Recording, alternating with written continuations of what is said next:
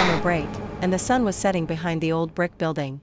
The classroom was quiet, almost too quiet for the last day of the year. I stood by the window, watching as the students filed out of the school, their laughter echoing down the hallway. The halls were empty now, and the building seemed almost lifeless, save for a few janitors and teachers finishing their end-of-year tasks. As a teacher, I'd spent years at this school. The school had its quirks, but I loved it. It was a small, old-fashioned building, with creaky floors and narrow hallways. It was the kind of school that had seen generations of students come and go. It had history. And over the years, I'd gotten used to its oddities. The way the air would grow unnaturally still during certain parts of the year. The cold spots in the hallways, despite the heating system running all year round, but that last day of school, something felt different. I had stayed behind after everyone else had left. The head teacher had asked me to finish some paperwork and lock up for the night. The school was closing for the summer, but as I walked through the empty classrooms, there was a feeling in the air, a sense of unease that I couldn't shake. It was as if the building itself was holding its breath. I moved to my classroom, hoping to finish quickly.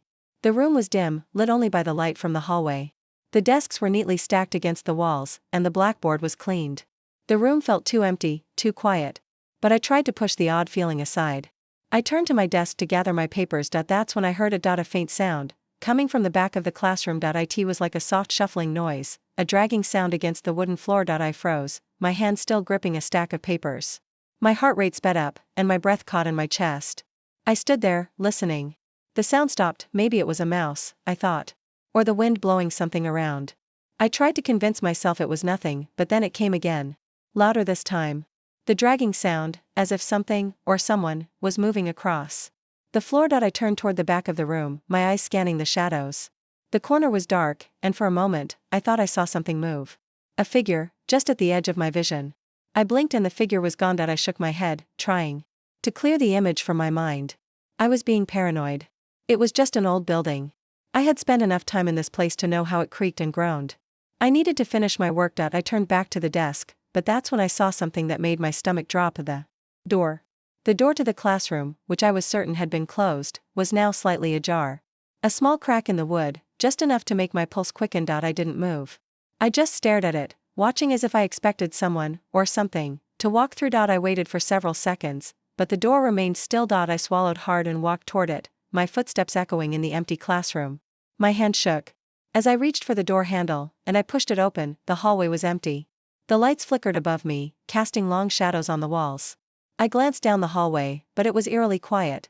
Not a sound, except for the hum of the lights. I stepped back into the classroom, relieved for a moment, but that feeling of dread lingered. I turned to finish my paperwork, but then I heard it again. The sound. This time, it was closer. The dragging sound, right behind me. I spun around, but there was nothing there. The room felt colder now, the air thick with tension. I looked around frantically, my heart pounding in my chest. I moved toward the door again, opening it wider, hoping to see a janitor or another teacher. But the hallway was still empty. Suddenly, I heard something that made my blood run cold. A soft whisper, coming from the classroom next door. I couldn't make out the words, but it was unmistakable. It was a voice. A voice I didn't recognize. And it was speaking as if it was right behind the door. I stepped into the hallway, my breath shallow, my eyes wide. The classroom door across the hall was slightly open, the dim light spilling into the hallway. The whisper grew louder. It was almost like a chant now, something rhythmic. But it wasn't human. It was too soft, too distant, yet somehow chilling. I reached the door and pushed it open, my heart racing. Inside, the room was just as empty as mine. The desks were stacked neatly against the walls, and the lights flickered faintly. But then, I saw it. A dark figure standing at the back of the room, just behind the chalkboard. It was tall, too tall for a person, and its silhouette was distorted.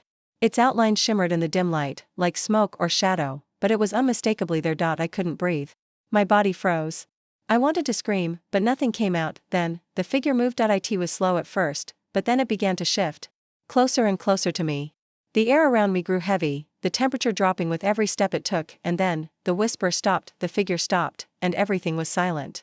Too silent. I took a step back, my hand shaking as I reached for the door to leave. But the door slammed shut with a deafening crash, trapping me inside. The figure stepped forward, its eyes glowing red in the darkness. I tried to scream, but nothing came out. I couldn't move. I was paralyzed, and then, it spoke. "You should never have stayed," it said in a voice that wasn't a voice, but something deeper. something older, and before I could react, I felt a cold hand on my shoulder. The next thing I remember, I was outside, standing in the schoolyard, gasping for air. The doors to the school were locked, and the lights were all off. The building was silent, the night still and unbroken, but I knew what had happened. I couldn't explain it, but I knew that the building had changed. That something had followed me out. I never went back to that school. I left the town for good, taking the memories of that last day with me. The whispers, the figure, the cold hand on my shoulder, things that I couldn't explain but would never forget. The end. Story 2. The last day of school before summer break was always bittersweet for me. As a teacher, I had spent an entire year getting to know my students, guiding them through their academic challenges, and watching them grow. There was always a sense of relief when the final bell rang, signaling the start of summer vacation. But it was also a time of goodbyes. I'd see the students off, knowing that I wouldn't see most of them for months, and I would always wonder what the future held for each of them. But that day, something felt off. I had been teaching at this school for nearly 10 years, and over the years, I had grown fond of the old building. It was an imposing structure, with tall windows, stone walls, and a large, creaky door that always seemed to squeak when you entered. It was an old school, built in the early 1900s, and it had seen its fair share of history. There were rumors about the place, strange occurrences, unexplained noises, and the occasional odd behavior from the building itself. But I had always dismissed them as urban legends or stories made up by students who were trying to make the school feel more mysterious than it really was. That last day, I stayed behind to finish some paperwork and to ensure that everything was ready for the summer. The halls had emptied out after the final bell, and I was one of the last teachers left. I didn't mind the solitude. It gave me a chance to reflect on the past year, to prepare for the months ahead, and to say goodbye to the school for a while. The sun was setting, casting long shadows through the windows, and the school felt almost eerie in its silence. I was used to the buzz of students and teachers filling the halls, but now, the silence was unnerving. The only sound was the faint hum of the air conditioning system. I finished up the last of my work, locked up the classroom, and walked out into the hallway. The school was darkening as the evening drew closer. The lights in the hallways flickered every now and then, casting strange shadows along the walls. I didn't think much of it at first. Old buildings often had trouble with their electrical systems, and I was used to the flickering lights, but then, I noticed something strange. The door to the teacher's lounge was slightly ajar. It wasn't unusual for the lounge door to be left open after everyone had left, but as I walked past, I couldn't shake the feeling that something was wrong. The room was empty, the lights off, yet I could hear something inside, soft, almost imperceptible sounds. At first, I thought it might be the hum of an old refrigerator or some machinery that had been left running. But as I stood there, listening more intently, I realized that it wasn't the hum of an appliance. It was breathing. My heart skipped a beat. I stood frozen in place, my mind racing with thoughts of what could possibly be in there. I knew there was no one else left in the building. I had seen the last of the students and the staff as they left for the summer. I slowly approached the door, my hand reaching out to push it open. As I did, the breathing stopped. A sudden silence filled the hallway, the kind of silence that feels oppressive, as though the air itself is holding its breath. I opened the door, my pulse quickening. The room was empty, just as I expected. The lights were off, and there was no sign of anyone inside. But something caught my eye. On the floor, near the corner of the room, was a chair. It was tipped over, the legs facing upward as though someone had knocked it over in a hurry. The room was otherwise undisturbed, but that chair, it looked out of place. The way it was positioned made it seem as though something had been sitting in it, and then quickly left. I shook my head, telling myself that I was imagining things. It had been a long year, and the stress of grading, meetings, and the constant rush of the final day had probably caught up with me. I was just tired, and my mind was playing tricks. I stepped back into the hallway, turning to head toward the exit. But before I could take another step, I heard a noise from behind me. A door creaking open. I spun around, my heart in my throat. The classroom door at the end of the hall was slowly swinging open. I knew that classroom. It was where I had taught all year. I had locked that door before leaving, but now, it was open. I hesitated, staring at the door. I knew I should leave. I had to get home. But something compelled me to walk toward the room. Slowly, cautiously, I made my way down the hall. As I approached, I could see that the door was wide open, the dim light from the hallway spilling into the darkened classroom. The air felt cold, and the atmosphere in the school had shifted. The oppressive silence was gone, replaced by a sense of foreboding. I stepped inside. The classroom was empty, just as I had left it. The desks were all neatly arranged, and the whiteboard was wiped clean. But something was different. The room felt wrong.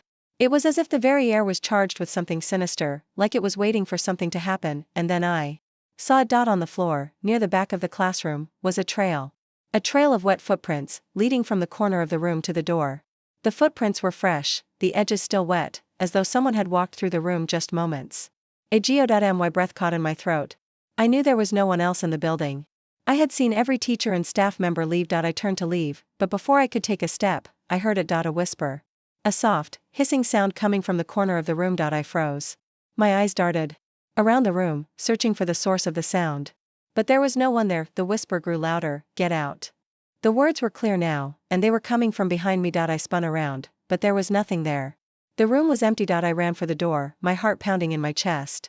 I didn't look back. I burst out of the classroom and into the hallway, not stopping until I reached the front door. The building felt alive now, its silence broken by the sounds of something that didn't belong there. I left the school in a rush, not stopping until I was in my car. The strange events, the whispers, the wet footprints, they haunted me for weeks after, and to this day, I don't know what happened that night. I never returned to that school. I couldn't, but every year, on the last day of school, I hear the whispers again, "Get out." The end. Story 3. The first day of school is always a mix of excitement and anxiety. For teachers, it's the beginning of a fresh start. New faces, new challenges, and new lessons to teach. But for me, the first day of school would turn into something much darker, a nightmarish experience that I would never forget. It all started at Riverstone High, a school located on the edge of town, far from the bustling city center. The school had a history, though it wasn't one that was often spoken about. Some students swore they'd seen strange things, heard odd noises, or felt an unexplained chill in certain parts of the school. I had been teaching here for several years, but I had never experienced anything that made me think there was more to the school than its old walls and creaky floors. Until that day. I had just finished setting up my classroom, double-checking the seating arrangement, and reviewing my lesson plans.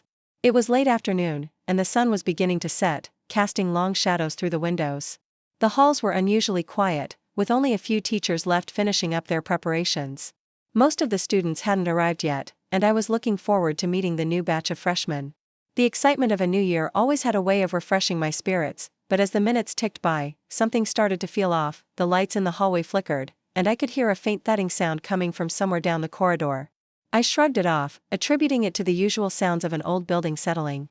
Riverstone High was an ancient structure, built long before the modern renovations, and I had become used to the odd creaks and groans of its frame. Still, there was something unsettling about the silence.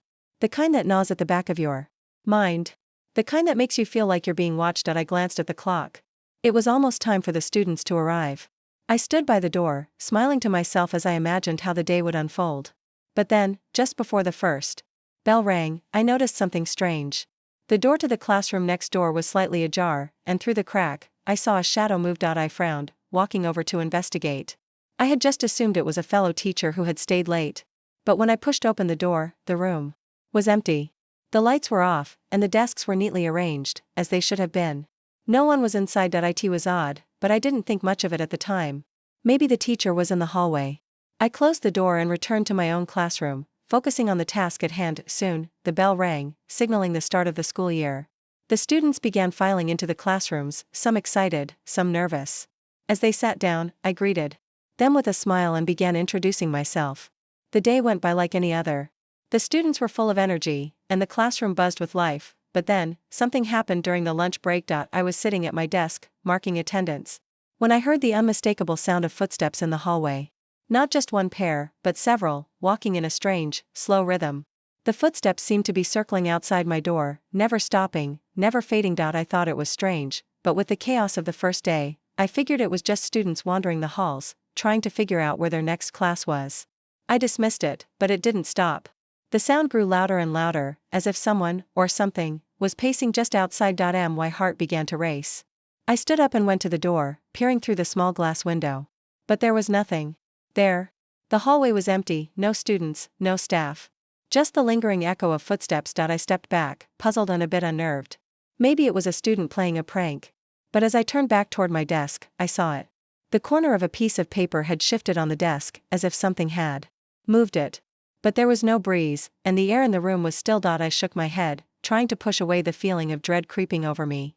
I wasn't some nervous rookie teacher. I had seen my fair share of weird things in my time. But this felt different. It felt intentional. I decided to continue with the lesson, trying to ignore the unease gnawing at me. The rest of the day Passed without much incident, though I couldn't shake the feeling that something wasn't right. By the end of the day, the last bell rang, signaling the end of school. The students gathered their belongings and rushed out, eager to begin their summer break. I stayed behind for a few moments, tidying up the room before heading out myself. As I walked down the hall to the teacher's lounge, I noticed the same door from earlier, the one I had found ajar, was open again. This time, the light was on inside. Curiosity got the better of me, and I approached. I pushed open the door, and the room was exactly as it had been before, empty. But there was a note on the floor, a piece of paper that hadn't been there before. I bent down to pick it up, my hands shaking slightly. It read, "You're not alone." I froze, staring at the words. My blood ran cold, and my mind raced, trying to make sense of what was happening. I had seen no one in this room. No one could have left the note. And yet, there it was. I turned to leave, but before I could take another step, I heard it again. The footsteps, this time, they were louder, closer. I ran down the hall, my heart pounding in my chest. The sound of the footsteps followed me, growing louder with each step. I reached the exit doors, but as I pulled on the handle, they wouldn't open. Panic surged through me. I turned to look behind me, and there it was. A shadow. A figure standing at the far end of the hallway. Tall, thin, with no discernible features. It was watching me. My breath caught in my throat. I tried to scream, but no sound came out. The figure began to move toward me, its steps slow, deliberate, and I realized with horror that it was coming closer, closing the gap between us. I ran again, my legs heavy with fear. Finally, I reached the door and threw it open, stumbling into the parking lot. The cool air hit me like a shock, and I gasped for breath. Looking back at the school, the hallway was empty now. No footsteps. No figure. I didn't go back to Riverstone High the next day. Or the day after that. I've heard rumors about the school, whispers among the staff and students about strange occurrences, about things that can't be explained. Some say the school is haunted by the spirits of those who never left. Others claim it's just the mind playing tricks in an old building. But I know what I saw. And I know that whatever it was, it wanted me to stay. To join it. The end.